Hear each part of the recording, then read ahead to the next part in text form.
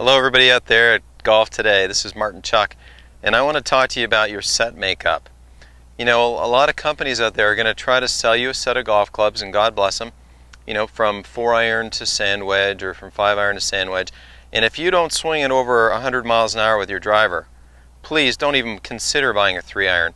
I swing at about 105 these days. I don't even have a 3-iron in my bag anymore. I've got a hybrid.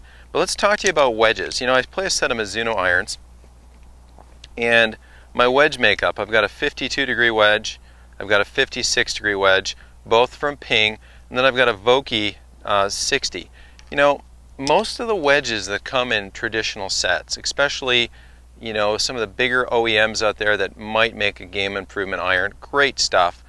Typically, they don't think that you are creative enough and can play effective enough shots around the green, and they make you a sand wedge or a lob wedge that really doesn't let you get creative and hit a bunch of shots. So typically on those wedges, those bounces are going to be a little bit too wide. You're not going to have some of the creative things that the quote player wedges have in place. And I really don't care what your handicap is. You can play these wedges and play them beautifully and be a craftsman around the greens. Don't get stuck into the game improvement wedges with the big fat soles. I really think you can do a nice job. Let's talk about the bounce for just a second. So this 60 degree club, for example, has some bounce on it. You know, it's got 10 degrees of bounce that's built into the golf club. But when you take the handle and lay the handle back, guess what you're doing? You're taking that design and you're adding more bounce to the bottom right there. You've got the ability to create more bounce if you want to.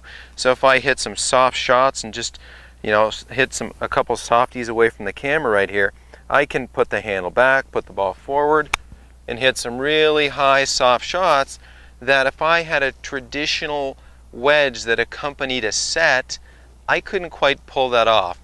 I'd have to set up to it kind of normal, if to use that word, and hit, sort of a stock shot. So my point is, when you're out there, when you're getting your next set of golf clubs, whatever your favorite OEM brand manufacturer is, great. But I would consider just maybe stopping at that 9-iron, maybe the wedge, and then fill in the gaps with the player's version within that brand. Like, there's always a player's version of a wedge. It lets you get more creative with how you set the club down, how you play these little angles. And that's half the fun of golf, people. So get the player's version of the wedges. You can always have softer shafts installed when you order your set, whether it be graphite or steel, whatever you need that matches your other irons. But I would stay away from that set, that wedge and lob wedge that just continues on in the set, because they really don't think you can play your best golf, and I know different. This is Martin Chuck, hoping you'll consider being more crafty around the greens with some players' wedges to accompany your next set.